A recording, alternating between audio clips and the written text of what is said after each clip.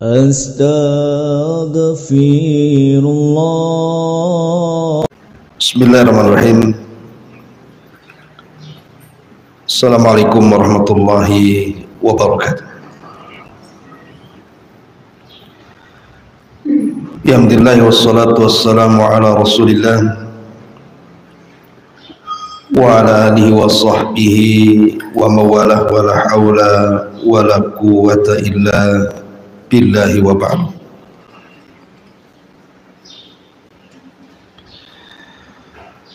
Kita lanjutkan kajian kita, masih membahas kitab Arba'in Nawawi, dan kita masuk pada hadis ke-18. An Abi Dzarrin Al-Ghifari Jundub ibn Junadah wa Mu'adz ibn Jabal radhiyallahu anhuma qala qala Rasulullah sallallahu alaihi wasallam ittaqillaha haitsu kunta wa atbi'is sayyi'atal hasanata tamhuha wa khaliqin nas bi khuluqin hasanin. Dari Abi Dzar Al-Ghifari Jundub ibn Junadah dan Mu'adz bin Jabal radhiyallahu anhu. Abi Dzar Al-Ghifari adalah sahabat yang awal-awal masuk Islam. Dia orang Yaman. Jadi ketika mendengar di Mekah itu ada orang yang ngaku Nabi,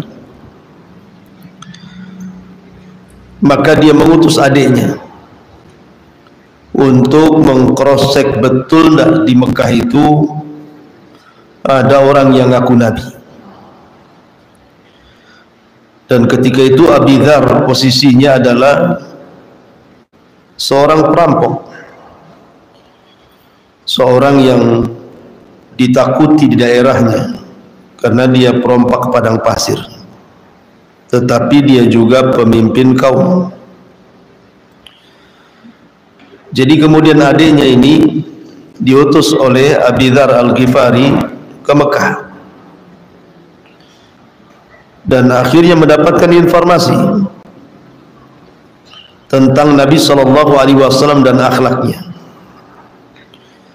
Tetapi Abi Dzar ini kurang sreg saja, kurang mantap, sehingga dia ingin berjumpa langsung. Berangkatlah Abi Dzar Al-Ghifari menuju Mekah dan berjumpa dengan Nabi SAW. Setelah yakin dia seorang Nabi, maka dia pun masuk Islam. Tetapi dia disuruh untuk menyembunyikan keislamannya. Dan Abi Dzar tidak tinggal di Mekah, tetapi pulang ke Ghifar, ke Yaman. Dan belakangan dia bisa mengislamkan kabilahnya. Lah Abi Dzar Al-Ghifari ini memang terkenal banyak meriwayatkan hadis Nabi SAW juga. Ada sekitar 300 hadis yang sampai kepada kita lewat jalur Abi Dzar Al-Ghifari, salah satunya hadis yang kita baca ini. Adapun Mu'adz bin Jabal ma'ruf, dia adalah pakarnya halal dan haram, sebagaimana yang diungkapkan Umar bin Khattab radhiyallahu an, bahwa Mu'adz adalah alimnya dalam perkara halal dan haram. Maka Nabi SAW mengatakan Mu'adz pada hari kiamat akan lebih tinggi derajatnya dibandingkan para ulama, biratin, kata Rasul, dengan sekali lempar batu. Jadi kalau seandainya saya punya batu, saya lempar sejauh mungkin, disitulah Mu'adz bin Jabal.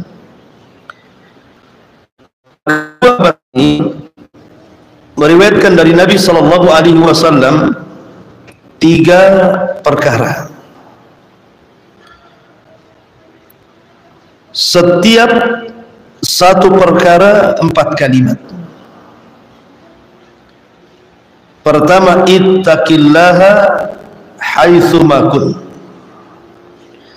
wa atbi sayyi'atal hasanata tamhuha wa khaliqin nas bi khuluqin hasan. Pertama, Nabi SAW mengatakan ittaqillaha haitsu ma kun, bertakwalah kepada Allah dimanapun Anda berada. Apa makna takwa itu? Ali bin Abi Thalib radhiyallahu an ketika ditanya makna takwa, beliau mengatakan takwa itu al khaufu minal jalil wal amalu bitanzil wal qana'atu bil qalil wal isti'dad li yaumir rahim.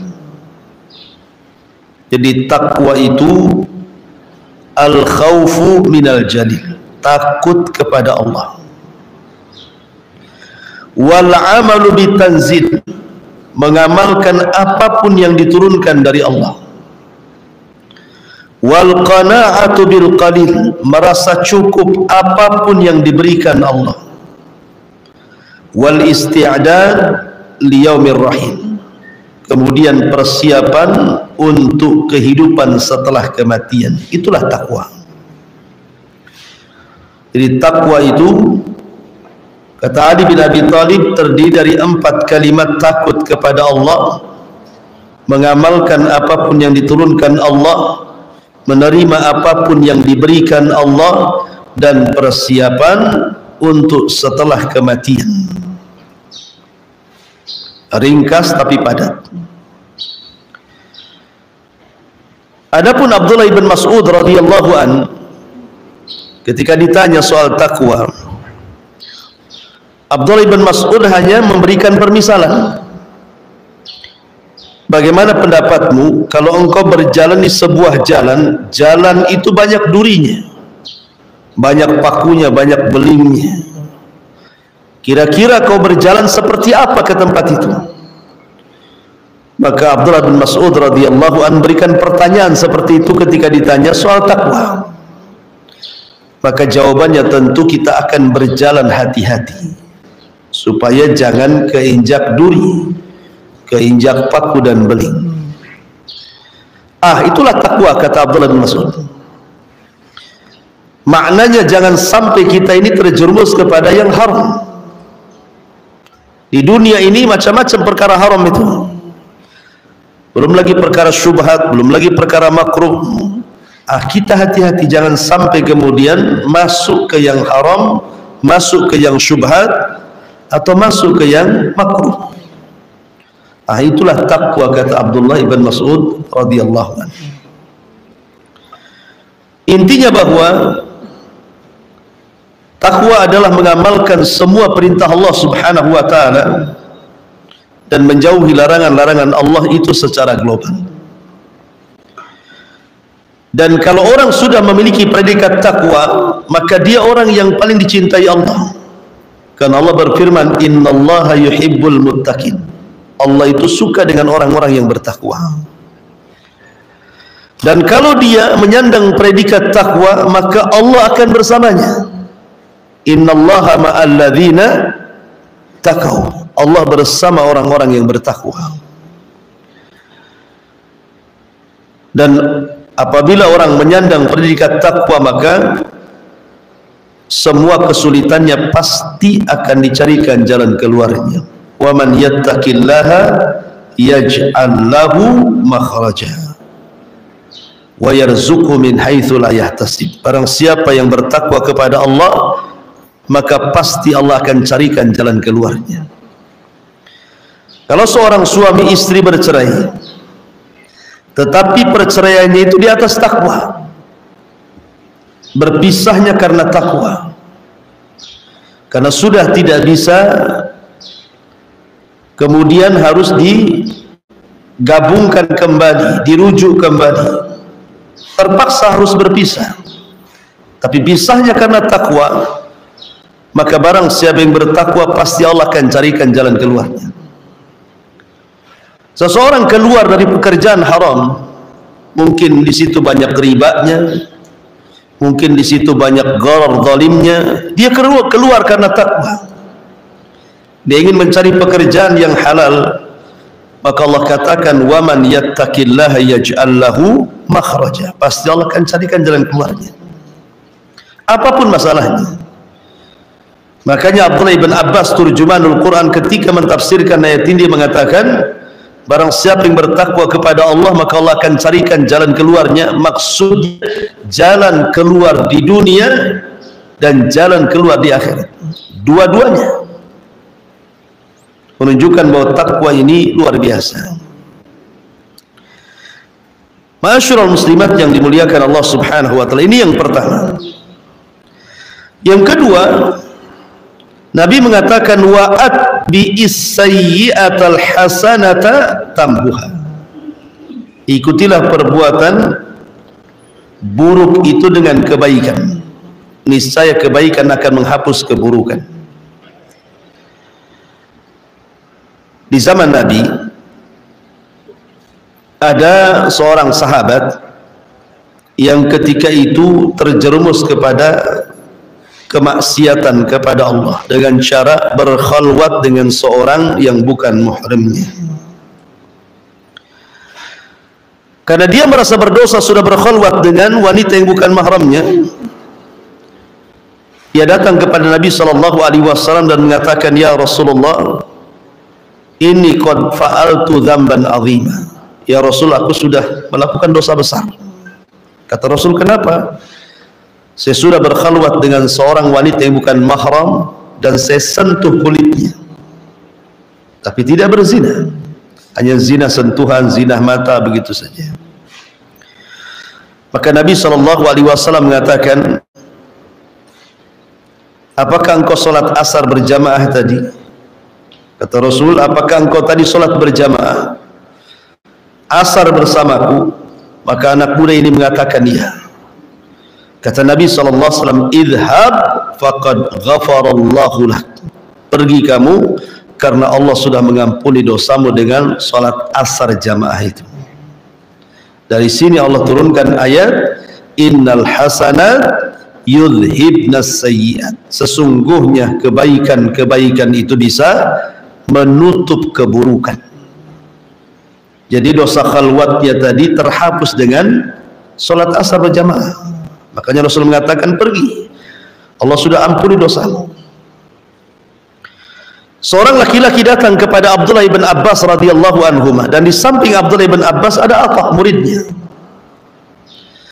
Orang ini mengatakan, "Wahai Ibnu Abbas, aku suka dengan seorang wanita. Fakhatabtuha, aku pun melamarnya. Tiba-tiba dia menolak lamaranku. Tiba-tiba ada laki-laki yang melamarnya, diterima pula lamarannya. Faqataltuha, aku bunuh wanita itu."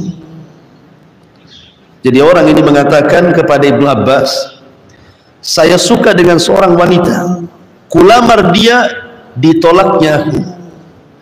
Datang laki-laki lain melamarnya, diterima pula dia. Faqataltuha, aku bunuh wanita itu biar sama-sama tidak dapat." Kata laki-laki ini, "Halli minat taubah." Apakah ada taubat bagiku? Kata Abdullah bin Abbas radhiyallahu anhu, "Ahayyun walidai?" Apakah masih hidup kedua orang tua? Dia mengatakan sudah meninggal. Kemudian kata Abdullah bin Abbas, "Kalau begitu beristighfarlah, mintakan ampun kepada Allah akan kedua orang tuamu, dan pergilah kamu." Atau yang di samping Abdullah bin Abbas ini heran, kok soalan dengan jawaban kok beda? Orang ini tanya sudah bunuh orang, kok jawabannya tanya masih hidup orang tuanya? Kan nggak nyambung tuh jawabannya.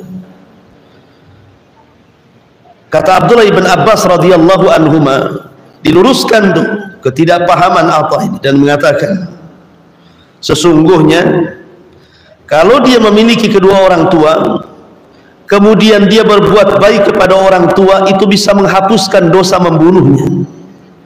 Itu maksudnya. Dari sini Nabi SAW mengatakan, ikutilah perbuatan jahat itu dengan kebaikan. Lah, kebaikan ini akan menghapuskan kejahatan itu. Makanya di antara perkara-perkara seseorang itu dianggap taubatan nasuha, dianggap tobat betul-betul tobat. Pertama, mengakui bahwa dia melakukan dosa. Yang kedua, dia menyesal dengan perbuatan dosa. Yang ketiga, berjanji untuk tidak mengulangi dosa tersebut. Dan yang terakhir, mengikuti perbuatan dosa yang sudah dia lakukan dengan kebaikan. Artinya bahwa kalau seandainya dulu ibu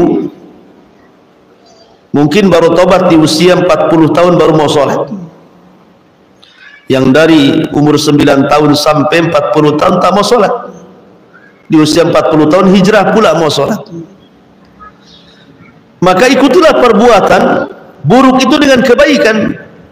Kalau dulu banyak meninggalkan sholat, maka sekarang perbanyak sholat sunnah. Selain sholat wajib, perbanyak sholat sunnah. Kalau dulu meninggalkan zakat, sekarang perbanyak sedekah. Kalau dulu di bulan Ramadan tidak pernah puasa, kemudian tobat di usia 40 tahun, ikutilah perbuatan puasa wajib dengan puasa-puasa sunnah yang lainnya. Gitu maksudnya. Supaya dosa-dosa yang pernah kita lakukan terhapus dengan kebaikan. Itu makna daripada wa'atbi sayyi'atal hasanata tamhuha.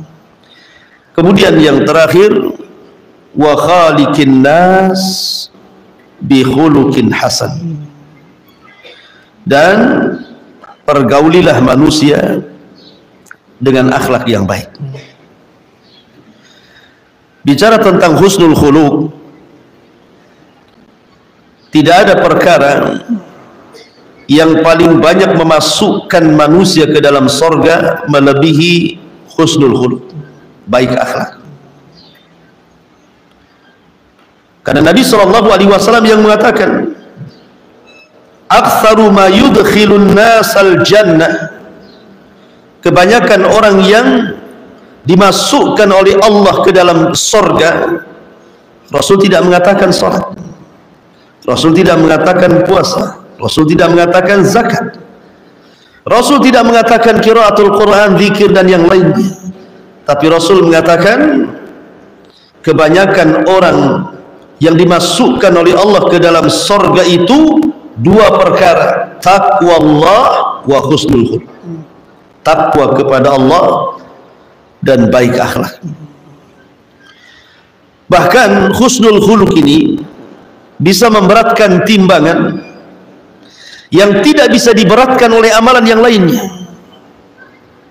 Artinya bahwa husnul khuluq ini bisa memberatkan timbangan melebihi amalan salat, melebihi amalan zakat, melebihi amalan baca Quran, dan begitu seterusnya. Berdasarkan hadis Nabi SAW, Nabi mengatakan asqalu fil mizan, bahwa seberat-berat dalam timbangan adalah alaika bi husnil khuluq, perbaiki akhlakmu. Ma'asyiral muslimat yang dimuliakan Allah Azza wa Jalla, bahkan terkadang ada surga yang tidak bisa diraih kecuali dengan husnul khuluq. Ada surga, tingkatan-tingkatan surga itu terkadang tidak bisa dicapai kecuali karena husnul khuluq. Nabi SAW mengatakan, ana zaimun bi baitin fi raddil jannah liman taraka al-mira wa in kana muhiqqa, wa bi baitin fi wastil jannah liman taraka al-kadhib wa in kana maziha, wa bi baitin fi a'lal jannati liman hasuna khuluquhu. Kata Rasul, ku jamin sebuah istana di pinggiran sorga bagi orang yang meninggalkan perdebatan walaupun dia di atas kebenaran. Ku jamin Allah akan bangunkan istana di tengah sorga bagi orang yang meninggalkan dusta walaupun main-main. Dan kujamin, kata Rasul, Allah akan buatkan satu istana di sorga yang paling tinggi bagi yang baik akhlaknya. Lihat di sini, terkadang ada tingkatan-tingkatan sorga itu tidak bisa diraih dengan ibadah, hanya bisa diraih dengan husnul khuluq.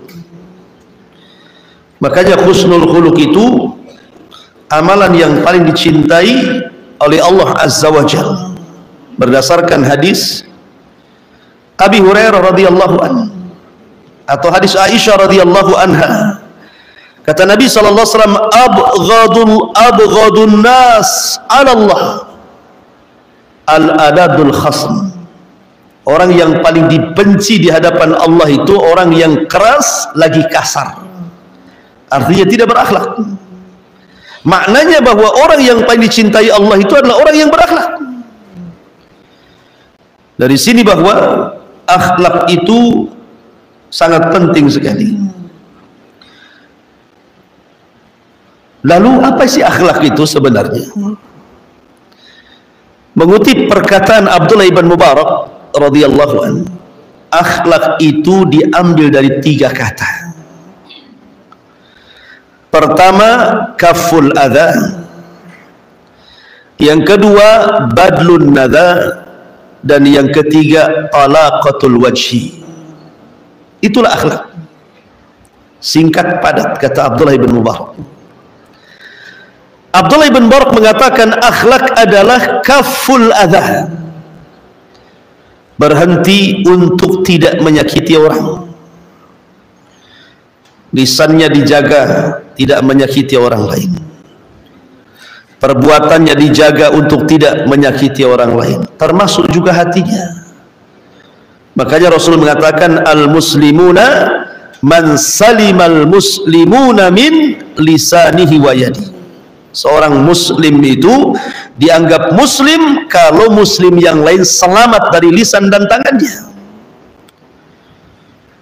Sebab kalau seandainya lisannya tidak bisa dijaga, masih mengucapkan kalimat kotor, masih mencaci, memaki, menggibah, membuli, memfitnah dan begitu seterusnya, berarti dia tidak berakhlak toh. Belum berakhlak karena tidak bisa menjaga lisannya kan itu. Dan di masyarakat subhanallah ya, maki-maki itu sudah biasa. Baik candaan ataupun seriusan gitu ya, makinya itu betul-betul dimaki ada orang. Atau perbuatan gitu ya, naruh parkir sembarangan, naruh tong sampah sembarangan, lempar sampah di mana-mana gitu ya. Ataupun dengan hati suudzon kepada orang, nelpon kawannya nggak diangkat, langsung suudzon, oh, macam-macam nih, kemana ini, ada apa nih kan ya. Jadi kadang-kadang hati ini juga perlu diakhlaki juga gitu ya. Kadang-kadang nelpon suami nggak diangkat, macam-macam gitu ya. Kadang-kadang suudzon dulu, itu hatinya nggak berakhlak. Lah ini disebut dengan kaful adha namanya, mencegah jangan nyakiti orang. Ya. Tentu kaful adha juga harus diiringi dengan ihtimal al adha, sabar dari orang-orang yang menyakiti kita. Selain kita tidak boleh menyakiti orang, kita pun sabar kalau disakiti orang, itu maksudnya. Mungkin diantara kita bisalah tidak menyakiti orang kan, hati-hati ngomongnya, hati-hati perbuatannya, hati-hati, tapi belum tentu dia sanggup ketika disakiti orang, karena sakitnya tuh di sini katanya.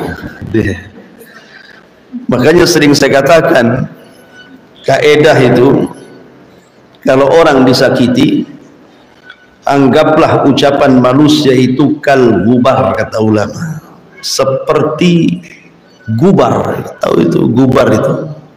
Kalau ada pasir dihempas angin tuh, kemudian debunya kemana-mana, itu gubar namanya. Jadikan ucapan manusia itu seperti itu. Artinya pujian dan celaan sama saja, itu maksudnya. Mau dia memuji saya, mau dia mencela saya, terserah. Karena hati orang mulia itu tidak akan berubah karena pujian dan tidak pun berubah karena celaan. Karena sering saya katakan manusia tidak selamat dari ucapan orang. Mana ada manusia selamat dari ucapan orang? Enggak ada. Mau sembunyi di mana saja dibicarakan orang. Ibu nih berusaha untuk tidak bergaul dengan orang karena takut ngomongnya salah. Di rumah saja pasti diomongin orang. Jangan-jangan sakit jiwa katanya, nggak keluar-keluar katanya kan. Padahal niatnya baik kan, dia nggak mau ketemu orang, itu saja diomelin orang gitu. Ada orang yang supaya nampak supel jarang di rumah, semua tetangganya dikunjungi, diajak ngomong. Mau tinggal di rumah salah, mau keliling rumah juga salah. Memang manusia itu tidak bisa direm. Artinya gini, ibu berbuat baik belum tentu orang suka, apalagi berbuat jahat ya. Berbuat baik saja lah orang nggak suka. Dari sini ada kaidah ridwan nas ghayatun la tusa. Mencari keridhaan orang itu tidak mungkin didapat sampai kiamat, tidak mungkin. Kita ini supaya dicintai orang nggak akan mungkin, karena tidak semua manusia itu mencintai kita. Ada yang suka, ada yang tidak, ada yang hasad, ada yang dengki gitu ya. Makanya jangan jadikan ucapan manusia itu mempengaruhi hati. Jadi orang yang mulia itu celaan dan pujian sama saja. Saya tidak naik gara-gara dipuji, tidak pula runtuh gara-gara dicela gitu maksudnya. Sebab kalau seandainya ketika orang bertepuk tangan karena melihat kita berhasil, belum tentu tangan itu menepuk gitu ya. Ketika kita nyungsep, boleh jadi kemudian meletakkan di wajah-wajah mereka gitu. Tangan itu juga yang mereka tepuk tangan, itu pula yang mereka tutup wajah mereka. Artinya bahwa manusia itu memang seperti itu. Makanya kenapa harus sabar ketika disakiti orang. Selain tidak boleh menyakiti orang, harus sabar juga kalau disakiti orang. Sebab kalau seandainya kita tidak sabar, kita balas orang yang menyakiti dengan menyakiti, lalu apa bedanya ibu dengan dia? Nggak ada akhlak kan? Sama-sama nggak punya akhlak. Makanya jangan memindahkan bara api di hati orang marah ke hati kita. Orang marah itu kan banyak apinya tuh di hatinya, lagi membakar dia kan. Jangan dipindah pula hati ini apinya ke hati kita, masing-masing terbakar nanti kan. Kalau sudah gitu dua-duanya setan lah kan itu. Makanya supaya terbedakan mana orang baik mana orang jahat itu sabar itu maksudnya. Itulah berakhlak artinya. Kemudian yang kedua, kata Abdullah ibn Mubarak, akhlak itu adalah badlu nada, memperhatikan hak orang lain. Jangan anania. Anania itu maksudnya egois.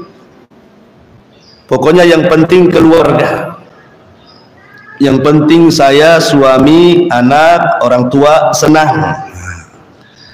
Mau tetangga susah, terserah. Mau anak yatim susah, terserah. Mau fakir miskin gak makan, urusan dia. Itu tidak punya akhlak. Karena badlun nada itu artinya memperhatikan hak orang lain.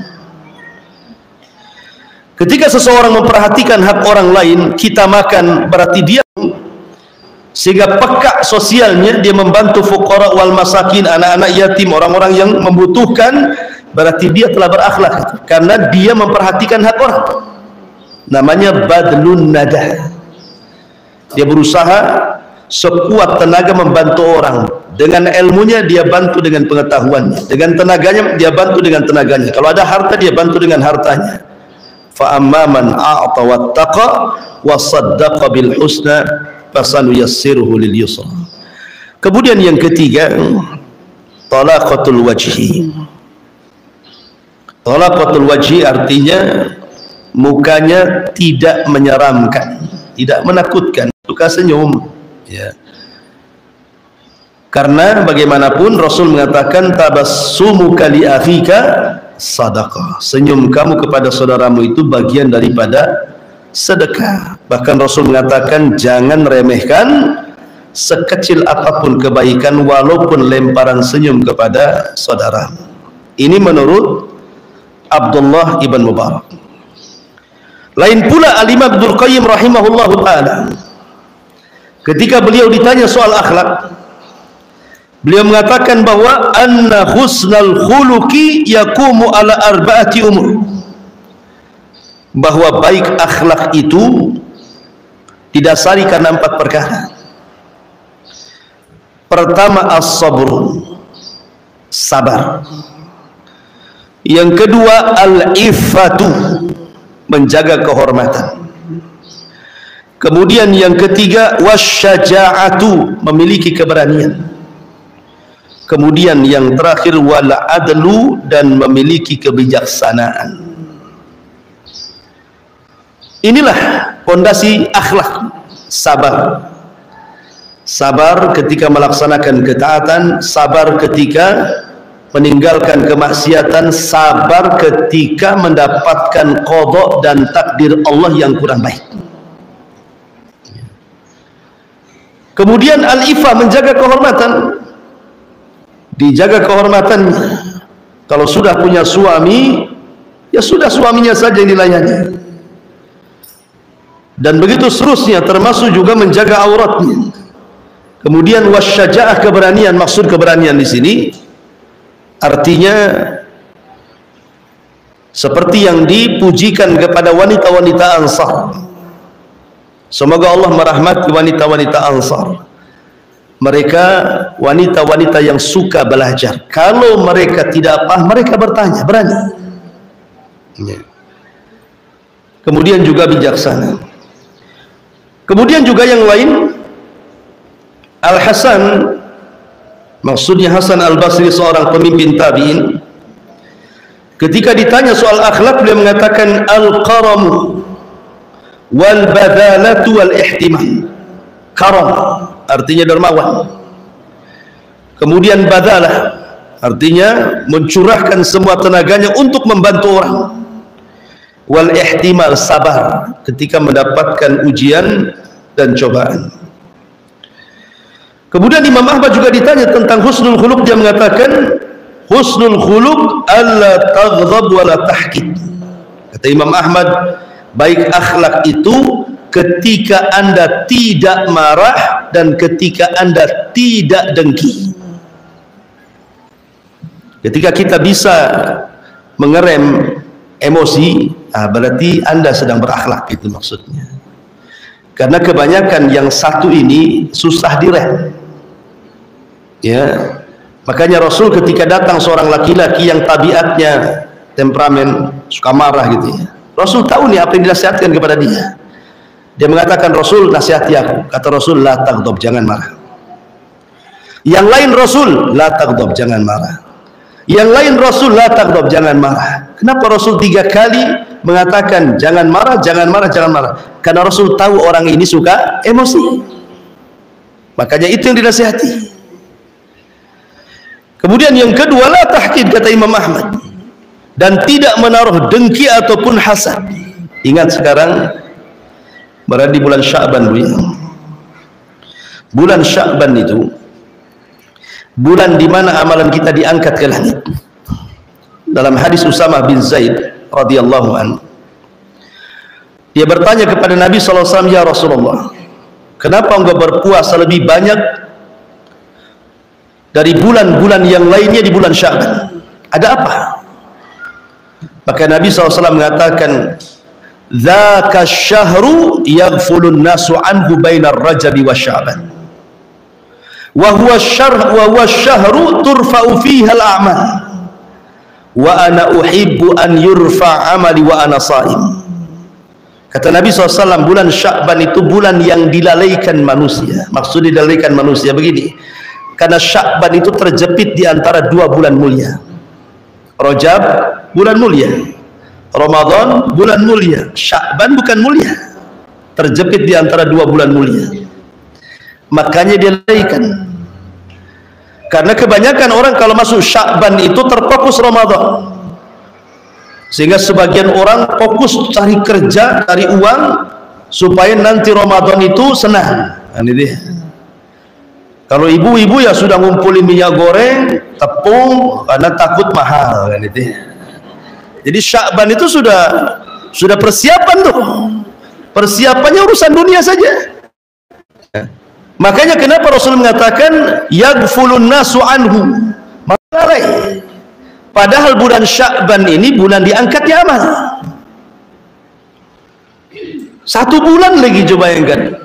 Kalau harian kan diangkatnya amal nunggu subuh atau nunggu asar kan itu. Kalau mingguan nunggu Senin, nunggu Kamis. Ini 1 bulan nih. Coba diangkat amalannya, mau siang, mau malam, jam berapa saja diangkat amalannya. Makanya kenapa? Karena bulan ini bulan yang dilalaikan manusia padahal tempat diangkatnya amal. Maka siapapun ibadah di waktu manusia lalai, maka ibadah itu sangat istimewa. Sama dengan duha. Waktu duha itu kan waktu orang sibuk dengan dunia, yang pasar ya ke pasar, yang tani ya ke sawah, yang ladang ke ladang. Tiba-tiba Anda keluar kemudian sholat duha, artinya keluar dari dunia, itu namanya. Makanya sholat duha disebut sholatul awabin, sholatnya orang yang bertobat kembali kepada Allah Azza wa Jalla. Makanya istimewa nilainya. Lah sama juga ibadah di bulan Sya'ban itu juga sama, karena manusia banyak yang melalaikan bulan Sya'ban. Kalau kita tidak lalai, berarti memang kita ada istimewa. Yang kedua, setiap ibadah yang nempel dengan ibadah wajib, berdekatan dengan ibadah wajib, biasanya amalan itu istimewa. Contoh rawatib, ada qobliyah, ada ba'diyah. Solat yang bisa menempel solat wajib hanya qobliyah, ba'diyah itu disebut dengan sunanul rawatib. Makanya puasa Sya'ban ini adalah qobliyah puasa Ramadan, kemudian Syawal ba'diyah puasa Ramadan. Sama dengan rawatib, ada qobliyah, ada ba'diyah. Lah puasa juga sama, ada qobliyah, ada ba'diyah, gitu maksudnya. Nah, setiap amalan sunnah yang mendekati wajib berarti istimewa nilainya. Makanya jangan disia-siakan. Aisyah radhiyallahu anha ketika punya hutang puasa tahun kemarin, dibayarnya Sya'ban tahun depannya gitu ya. Karena ingin memperbanyak puasa di bulan Sya'ban, maka qada Ramadan pun terkadang diambil bulan Sya'ban, karena Rasul tidak pernah puasa sebanyak, maksudnya sunnah sebanyak di bulan Sya'ban. Tetapi sayang, ada orang yang dari Ramadan kemarin sampai bulan Sya'ban sekarang amalannya tidak diangkat. Siapa mereka? Kok ada orang-orang yang dari Ramadan tahun kemarin sampai Sya'ban sekarang loh amalannya tidak diangkat-angkat? Kata Nabi SAW, 2 orang. Pertama, al-musyrik. Yang kedua, al-musyahid. Musyrik itu artinya menyekutukan Allah, ma'ruf musyrik. Orang yang menyekutukan Allah disebut musyrik. Dan Allah katakan, la in asyrakta la yahbatanna amaluka wa la takunanna minal khasirin. Kalau engkau menyekutukan Allah Subhanahu wa taala, hancur lebur amalanmu dan engkau termasuk orang yang merugi. Artinya syirik itu menggugurkan amal. Kalau gugur amalannya, apa yang mau diangkat ke langit? Enggak akan diangkat. Enggak ada amalan yang mau diangkat. Yang kedua, musyahin. Musyahin inilah yang dikatakan Imam Ahmad, hatinya penuh dengan hasad dan dengki. Kalau dalam hatinya penuh dengan hasad dan dengki, yang berujung akhirnya memutuskan silaturahim, tidak akur dengan orang tuanya, tidak akur dengan saudaranya, tidak akur dengan tetangganya, tidak akur dengan saudara kerabat teman-temannya, maka alamat 1 tahun amalan kita nggak diangkat. Makanya Nabi SAW mengatakan apa? Iyyakum wal hasad, fa innal hasada ya'kulul hasanat kama ta'kulun narul hatab. Hati-hati kalian, jangan dengki, jangan hasad, karena hasad itu menghapuskan kebaikan-kebaikan seperti api melalap kayu bakar sehingga jadi debu. Lah kalau sudah jadi debu, apa yang mau diangkat? Makanya kenapa amalan di bulan Sya'ban itu adalah membersihkan hati. Jangan ada hasad, jangan ada dengki, jangan ada dendam.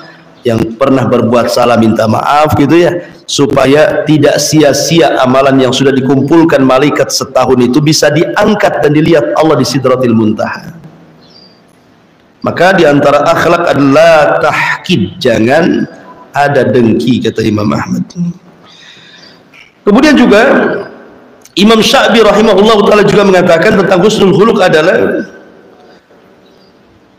wal atiyatu wal bishrul hasan, suka memberi dan memberikan kabar gembira. Artinya senang dikala orang senang, susah dikala orang susah. Jangan pula senang dikala orang susah, susah pula dikala orang senang. Nah, itu nggak jelas sih. Ya.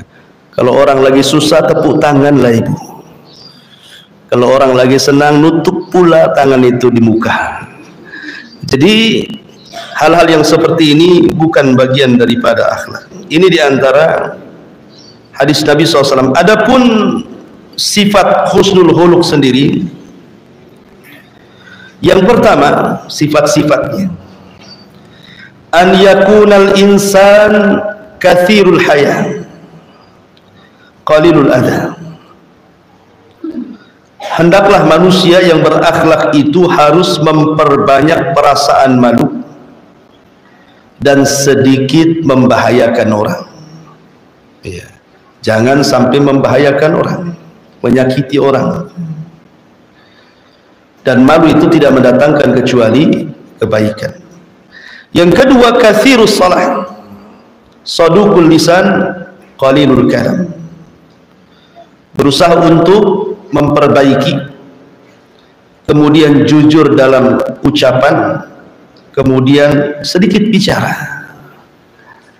Karena orang yang sedikit bicara, sedikit keplesetnya biasanya. Tapi kalau orang banyak bicara, biasanya banyak keplesetnya. Kemudian yang ketiga, katsirul amal, qaliluz zalal, qalilul fudul. Banyak beramal, sedikit tergelincir, dan tidak suka berlebih-lebih dalam hal apapun, dalam makan, dalam ucapan, dalam perbuatan gitu ya. Kemudian yang keempat, barran wusulan, barran wusulan, waquran saburan, syakuran radiyan haliman rafiqan afifan syafiqan. Suka berbuat baik kepada orang tua, menyambung silaturahim, tenang, sabar, syukur, ridha, lembut, menjaga diri dan kehormatan, dan penuh dengan kasih sayang dan kelembutan. Kemudian yang nomor 5, la la'anan wala sabbaban wala namaman wala mughtaban wala ajulan wala haqudan wala bakhilan wala hasudan. Tidak suka melaknat, tidak suka mencela, tidak suka ngadu domba, tidak suka menggibah, tidak suka tergesa-gesa, tidak suka mendengki, tidak bakhil, dan tidak hasad. Nah, ini juga diantara sifat husnul khuluq. Kemudian yang terakhir, basyashan hasyashan, yuhibbu fillah wa yardha fillah wa yaghdha fillah.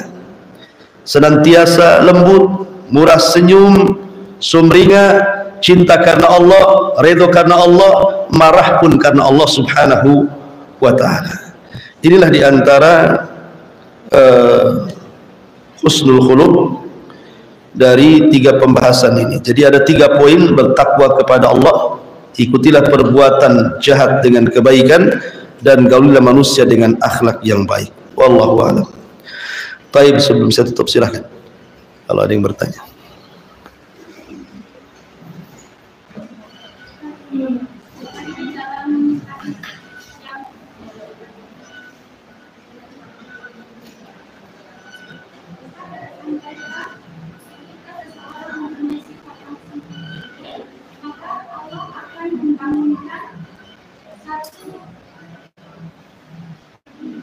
Rumah, satu istana. Mm-hmm.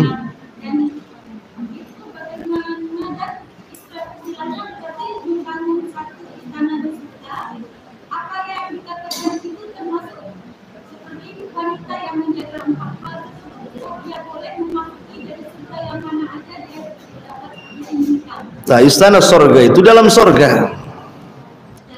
Istana itu di dalam. Dan seorang mukmin apabila masuk sorga, paling sedikit dia dapat 2 istana.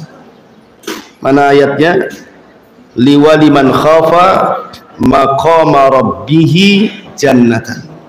Dan bagi orang yang takut kepada Allah, Allah berikan 2 sorga, 2 istana. Memang istana solid milik dia. Yang kedua, istana warisan orang kafir yang tidak masuk sorga. Masing-masing orang itu dibangunkan rumah di sorga, hatta orang kafir. Tapi ketika orang kafir masuk neraka dan tidak kembali ke sorga, maka istananya diwariskan kepada orang beriman. Makanya paling sedikit orang yang beriman dapat 2 sorga. Tapi bisa lebih tergantung amalannya. Ini paling sedikit.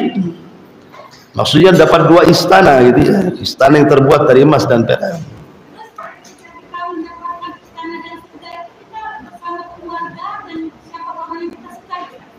Iyalah, di sorga itu apapun yang kita mau kan terjadi, kecuali keluarganya kafir masuk neraka, ya beda kan itu.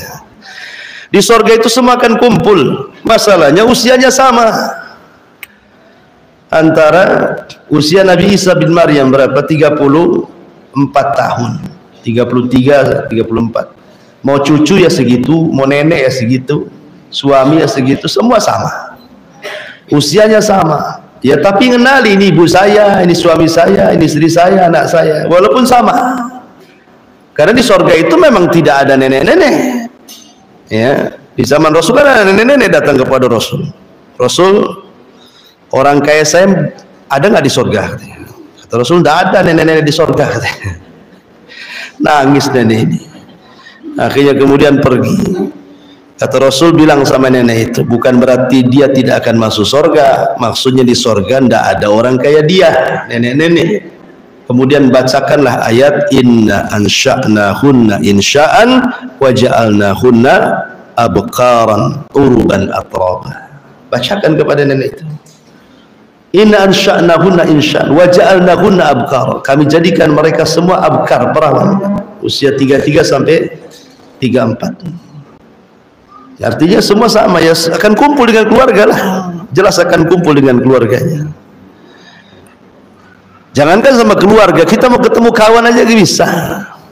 Ini surganya yang kawan, surga di atas, kita di bawah gitu ya. Bisa ketemu, bisa. Tidak ada yang mustahil bagi Allah Azza wa Jalla. Cuman yang membedakan tingkatan saja. Tetapi serendah-rendahnya orang masuk surga pun merasa dia paling tinggi derajatnya. Dan ada itu orang yang terakhir keluar di neraka, dia pula orang yang terakhir masuk surga. Dia tidak bisa masuk surga karena pintu sudah ditutup masalahnya. Pintu surga sudah ditutup. Dia hanya ngintip-ngintip jadi lubang-lubang kok. Ya. Padahal dia sudah janji, dia tidak akan minta kepada Allah kalau didekatkan pohon di depan pintu surga itu. Sudah didekatkan di pohon pintu surga, tiba-tiba dari pohon itu ngintip pula ke dalam surga. Dia mengatakan, ya Rabb, masukkan aku ke surga. Ya Rabb, masukkan aku ke surga.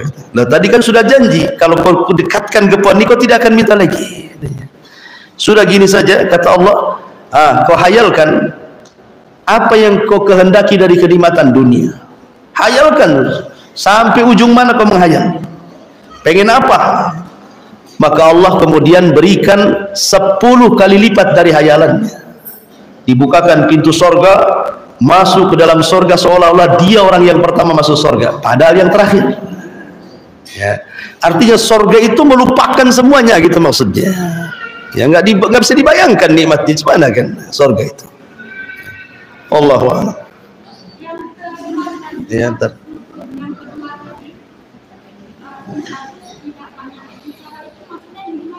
Gimana?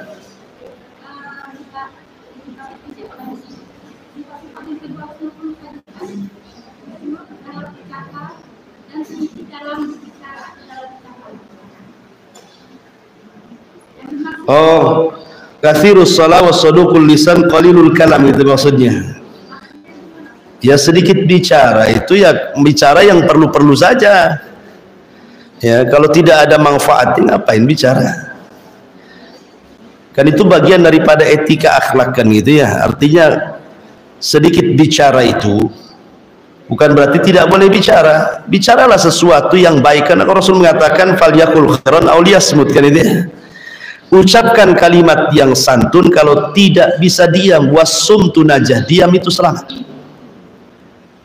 Kalau kita tidak bisa, contoh nih, ibu lagi bertengkar dengan suami, contoh saja. Seorang wanita, kata Nabi SAW, apabila idza ghadiba ahadukum fal yaskut. Kalau lagi emosi, diam. Kan itu ya kata Nabi kan. Tapi kalau laki-laki, fal yakhruj, keluar. Itulah bedanya solusi laki-laki dengan perempuan. Kalau suami lagi marah, biarkan dia keluar, Bu. Jangan ditutup pula pintunya, dikunci. Lewat jendela dia. Biar dia keluar, cari angin di luar. Tapi kalau perempuan, kata Rasul, falyaskut, diam.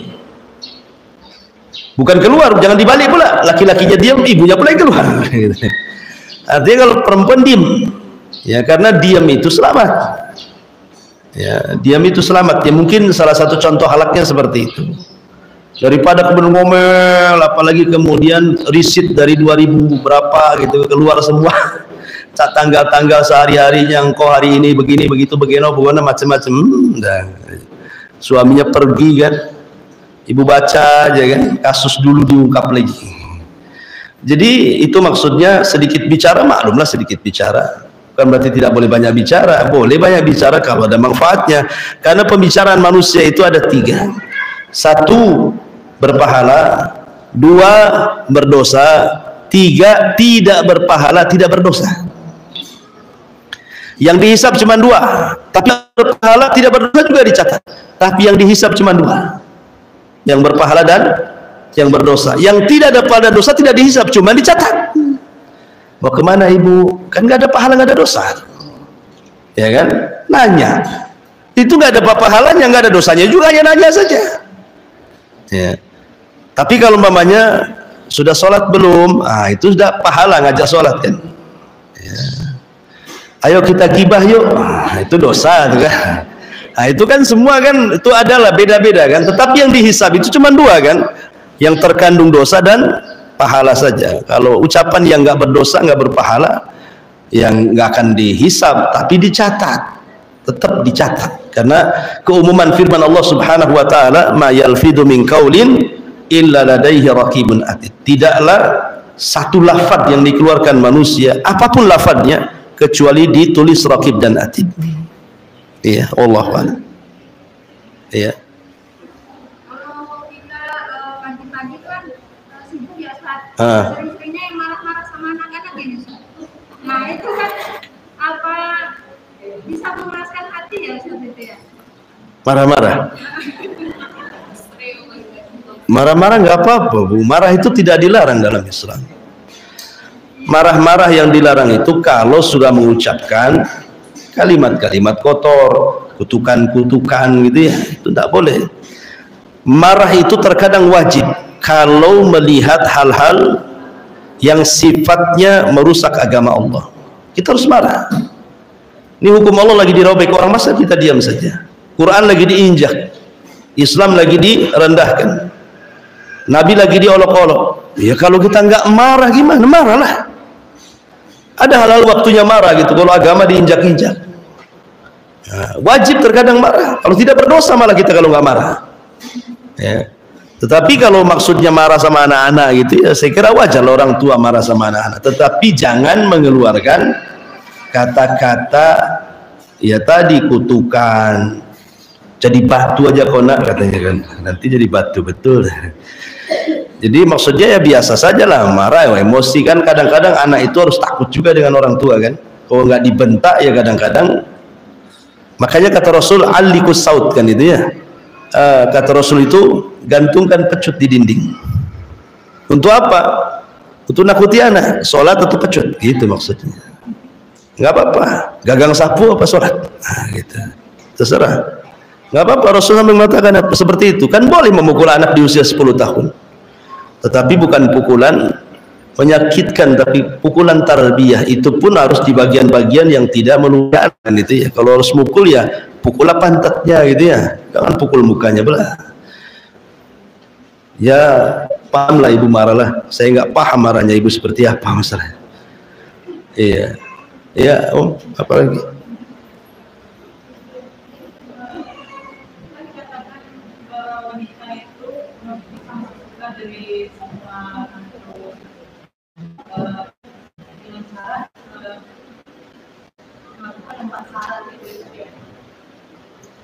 Apa? Wanita itu disilakan masuk surga dari Oke. dengan 4 syarat. Baik. Apakah kita disilahkan itu akan masuk surga atau melalui jalur hisab dulu, melalui kontrol dulu gitu kan? Iya. Ya, alhamdulillah.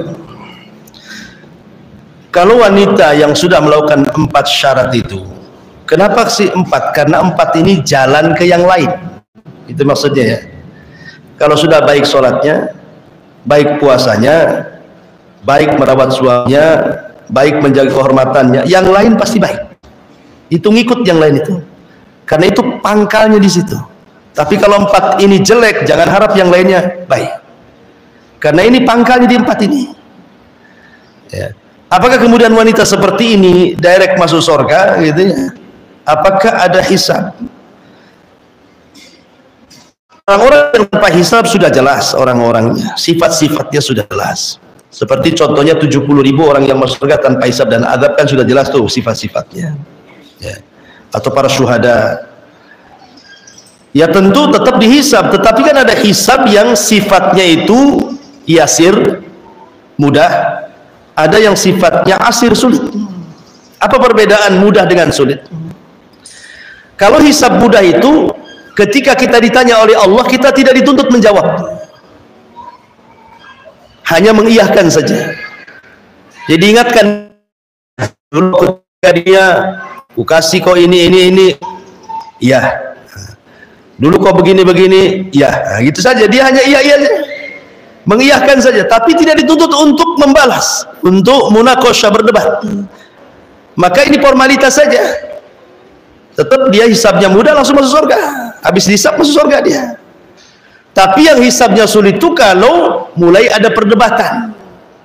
Ya, makanya Rasul mengatakan manukisha halak. Barang siapa yang ketika dihisab kok ada perdebatan sampai dia berbohong, nah itu celaka tuh. Ya, contoh pamannya, lihat tuh amalanmu di dunia. Siapa yang berjihad itu? Iya saya itu ya Rabb. Kenapa kau berjihad di situ? Aku berjihad karenamu ya Rabb. Allah mengatakan kadzabta, dusta kamu. Nah itu kan terjadi dialog tuh, ya kan? Nah, kalau terjadi dialog begini ya celaka tuh alamat tuh. Berarti hisabnya sulit. Tetapi kalau yang mudah nggak terjadi dialog. Ya. Jadi Allah hanya bertanya, iya kita iyahkan saja, hanya formalitas sajalah bahasa kita. Tapi tetap melalui hisab. Untuk disesuaikan dengan catatan hisab itu kan gitu.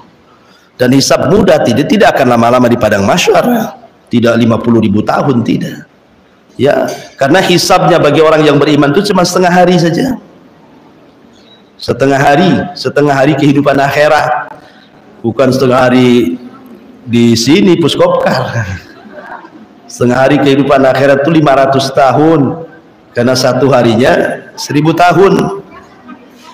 Jadi setengah harinya 500 tahun lah. Makanya ada hadis yang mengatakan orang miskin masuk surga dan orang kaya belakang masuk surga, perbedaannya setengah hari.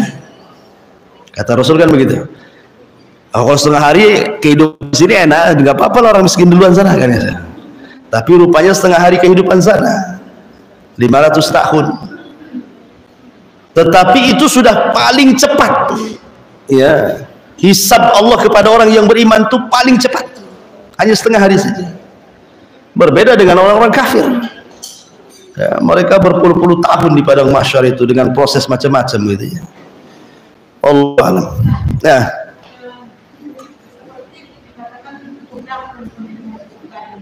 iya.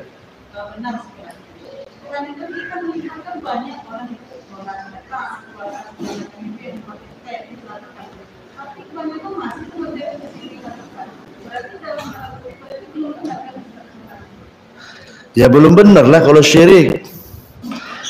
Kalau syirik itu loh menghapuskan semuanya. Sudah 4 syarat dipenuhi, syirik hilanglah semua 4 perkara ini. Syirik ini dosa besar. Mau syirik kecil, mau syirik besar sama saja. Cuman bedanya kalau syirik besar mengeluarkan dari Islam, kalau syirik kecil tidak. Syirik besar menghapus semua amal, kalau syirik kecil menghapuskan yang ditempelinya saja. Syirik besar mengekalkan neraka, syirik kecil tidak. Tapi sama-sama menghapuskan amal. Ya, makanya syirik ini memang hati-hati, karena di masyarakat ini kan syirik ini bisa berupa ucapan. Contoh nih, kalau bukan karena saya, kamu udah kere. Sayang tolong kamu udah datang ke sini. Ini kan syirik juga. Seolah-olah apa? Yang menentukan kere dia atau makayanya dia kan begitu. Bahasanya bukan begitu. Kalau bukan karena Allah, kemudian saya. Nah, gitu loh maksudnya. Jangan nafikan Allah. Harusnya Allah duluan kan. Itu pun tidak boleh pakai kalimat dan, harus pakai kemudian. Dalam bahasa Arab jangan pakai waw, harus pakai summa. Jangan kalau bukan karena Allah dan saya, itu syirik juga. Ya, tetapi kalau bukan karena Allah kemudian saya. Nah, ada kemudiannya. Nah, baru benar tuh kalimat itu. Nah, tanpa sadar kan, kita ini dalam bahasa sehari-hari kadang-kadang nggak terpikir ke situ kan. Nah, itulah fungsinya belajar tauhid. Coba kalau nggak karena anjing gonggong itu udah habis tuh rumah itu. Nah, kan itu ya. Mudah kali orang ngomong begitu kan. Nah, padahal nggak gitu bahasanya. Kalau bukan karena Allah kemudian gonggongan anjing itu.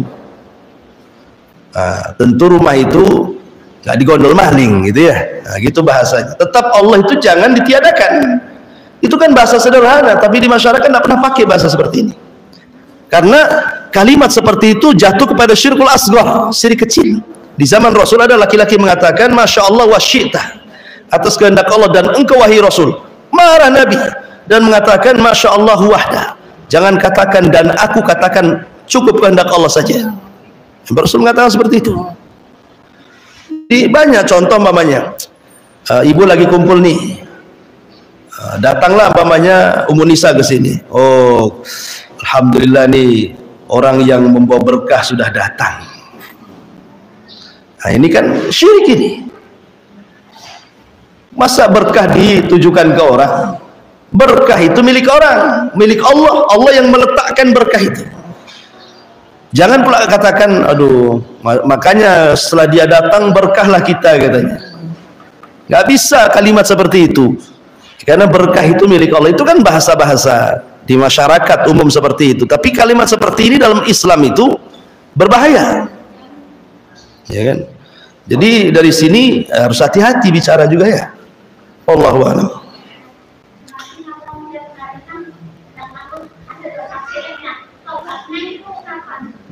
Tobatnya,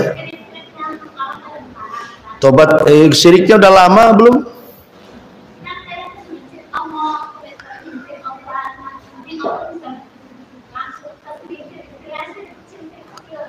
Syirik kecil, ya tinggal bertobat. Kalau syirik ucapan, diperbaiki ucapannya.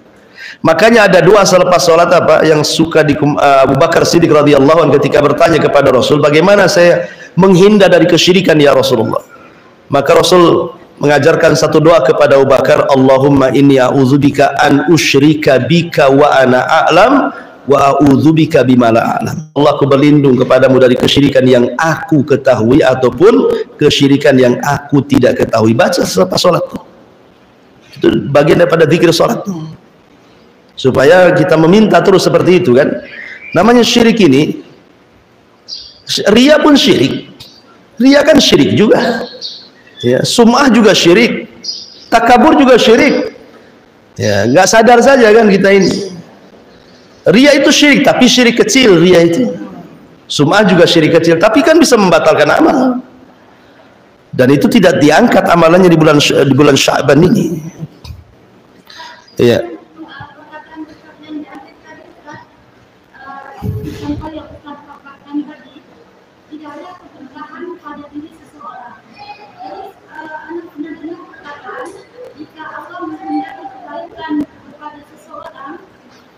dimanapun dia berada, Allah itu memberikan untuk tempat tersebut. Berkah itu, ini kaidah ya. Ada berkah itu zat dan intiqal. Ada yang kedua maknawi. Zat intiqal dan zat dan tidak intiqal. Contoh begini. Nabi itu orangnya berkah. Dan berkahnya bisa berpindah kepada orang. Itu intiqal artinya. Jadi kalau kita salaman dengan Nabi, ini salaman dengan Nabi, berarti berkah tangannya Nabi nempel ke kita. Ya. Nah, kalau Nabi meludah, kita tangkap ludahnya, kemudian kita usap-usap, pindahlah berkahnya ke badan kita. Kalau Nabi lagi wudu, bekas wudunya kita ambil, itu berkahnya pindah. Itu namanya zatnya berkah dan bisa berpindah kepada orang. Contoh Nabi. Ya. Contoh yang lain, Hajar Aswad. Hajar Aswad berkah tidak? Berkah. Apa pindah? Tidak. Pamannya habis nyium Hajar Aswad nih, dioles-oles gini-gini, nggak akan pindah. Karena Hajar Aswad itu cuma suruh dicium saja, bukan dipindahkan berkahnya. Nah, seperti itulah kita ini kaum orang yang beriman. Memang ada hadisnya, terkadang ada orang yang beriman tidak diberkahi, tapi apakah bisa dipindahkan kepada orang? Tidak bisa, itu khususnya Nabi. Tidak bisa khususnya. Contoh air Zam-Zam. Air Zam-Zam kan ma'un mubarakah kan? Air berkah itu air Zam-Zam itu. Nah, sekarang supaya berkah, kita mandiin mobil pakai air Zam-Zam. Apa kemudian mobilnya jadi berkah? Kan enggak, nyuci pakaian pakai air Zam-Zam. Biar pakainya enggak bisa, kan itu enggak bisa berpindah. Hanya zatnya saja. Zam-Zam itu hanya bisa untuk mengobati penyakit dan mengenyangkan. Itu saja. Tetapi tidak bisa berpindah kan itu ya. Makanya ketika ada orang datang kemudian kedatangan bawa berkah, mana ada berkah? Ya, mungkin berkah secara bahasa mungkin kan itu kebaikan gitu ya. Tapi kalau maksudnya berkah orang ini membawa berkah kebaikan, kebaikan itu datang dari Allah. Kalau bukan karena Allah kemudian Anda ini mungkin tidak berkah majelisnya, mungkinlah seperti itu bahasanya.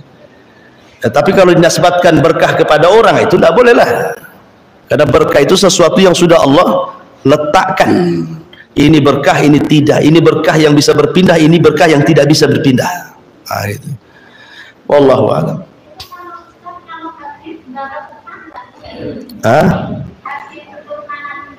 Habib.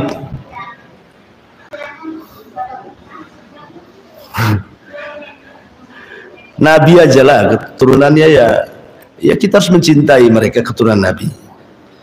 Tapi kemudian bukan berarti kemudian seperti Nabi, nggak bisa. Karena ketika Rasul menjelaskan tentang fitnah di akhir zaman, fitnah ahlas, itu sumber biang fitnah itu justru dari turunan Nabi. Ya, dari turunan Nabi. Justru tidak semua jadi turunan Nabi itu baik. Kalau yang baik kita hormatilah gitu ya. Kalau yang tidak baik ya kita tidak hormati. Tetapi bukan berarti kemudian ada berkahnya seperti berkahnya Rasul. Kalau meludah kita ambil ludahnya untuk ngucek mata biar matanya terang gitu. Bisa lah. Jadi tidak ada kaitan keturunan Nabi dengan Nabi. Iya. Apanya? Jika seseorang yang dimuliakan Allah datang ke satu tempat, maka sebab kesolehan orang tersebut, jadi itu menjadi makhluk atau tempat itu menjadi makhluk. Iya, berkah karena amalan soleh dia, bukan orangnya. Kalau amalan soleh dia, Ya mungkin saja amalan soleh bawa berkah, tapi kalau zat orangnya mana ada? Orang yang kita bukan Nabi, maksudnya pribadi badan kita yang memberkah, nggak bisa lah. Kalau amalannya mungkin kebaikan dia mau memberkah. Iya. Oh ya.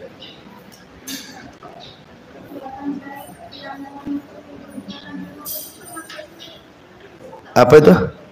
perbuatan baik, perbuatan buruk masih kecil enggak? Perbuatan baik. Perbuatan buruk masih kecil enggak? Nggak paham pertanyaannya. Bisa menutupi hasil kecil yang enggak kita selesaikan, bisa enggak? Bisa lah. Bisa, dengan taubat kan menghapuskan semuanya. Tapi ada sifatnya yang ibadah itu yang hanya bisa menghapuskan dosa kecil saja. Contoh umpamanya Rasul mengatakan as-salawatul khamsu wal jum'atu ilal jum'ati wa ramadhan ila ramadhan mukaffiratun bainahuma. Dari salat ke salat, dari Jumat ke Jumat, Ramadan ke Ramadan, itu bisa menghapuskan dan menggugurkan dosa.